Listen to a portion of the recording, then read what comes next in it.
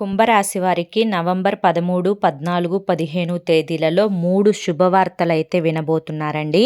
ఈ 3 శుభవార్తలు ఏంటి? ఈ అదృష్టాలు మీరు ఎలా దక్కించుకోవాలి అని చెప్పి పూర్తిగా మీరు తెలుసుకొని తీరాలన్నమాట. ఎందుకంటే ఇప్పుడు వదిలితే మళ్ళీ మీకు జన్మలో దక్కకపోవచ్చు.